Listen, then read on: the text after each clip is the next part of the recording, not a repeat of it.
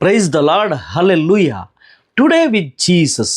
ಲೂಕನ ಶುಭ ಸಂದೇಶ 16ನೇ ಅಧ್ಯಾಯ 19ರಿಂದ 31ರವರೆಗಿರುವ ವಾಕ್ಯಗಳಲ್ಲಿ ಭೋಗಿ ಮತ್ತು ಬಿಕಾರಿ ಈ ಸಾಮರ್ಥ್ಯವನ್ನು ನಾವು ಧ್ಯಾನಿಸುವಾಗ ಸ್ವರ್ಗ ಮತ್ತು ನರಕದ ನೈಜ ಅನುಭವವನ್ನು ಕಣ್ಣಿಗೆ ಕಟ್ಟುವಂತೆ ತೋರಿಸುವ ದೃಶ್ಯವಾಗಿದೆ ಈ ಭೋಗಿ ಮತ್ತು ಬಿಕಾರಿಯ ಜೀವನ.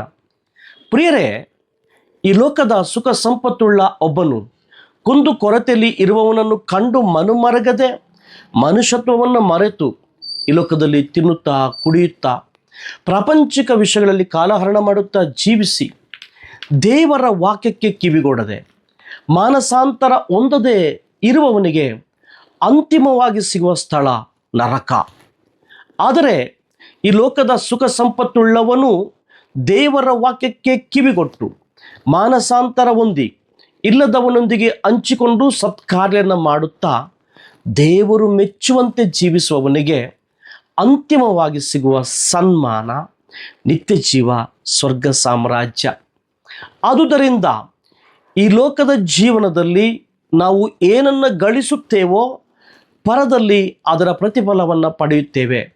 ಪ್ರಿಯರೇ, ಈ ಭೂಲೋಕದಲ್ಲಿ ನಾವು ಬದುಕಿರುವಾಗ ಪ್ರವಾದಿಗಳ ಪ್ರವಚನಕ್ಕೂ ದೇವರ ವಾಕ್ಯಕ್ಕೂ ಕಿವಿಗೊಡದಿದ್ದರೆ ಸತ್ತವನು ಜೀವಂತನಾಗಿ ಎದ್ದು ಬಂದರೂ ಅವರು ನಂಬುವುದಿಲ್ಲ ಎಂಬ ಸತ್ಯವನ್ನು ಅರಿತು ದೇವರ ವಾಕ್ಯಕ್ಕೆ ಕಿವಿಗೊಟ್ಟು ಈ ದಿನವನ್ನು ಯೇಸುವಿನೊಂದಿಗೆ ಪ್ರಾರಂಭಿಸೋಣ. ಪ್ರಭು ಕ್ರಿಸ್ತರು ನಿಮ್ಮನ್ನು ಆಶೀರ್ವದಿಸಲಿ. Praise the lord.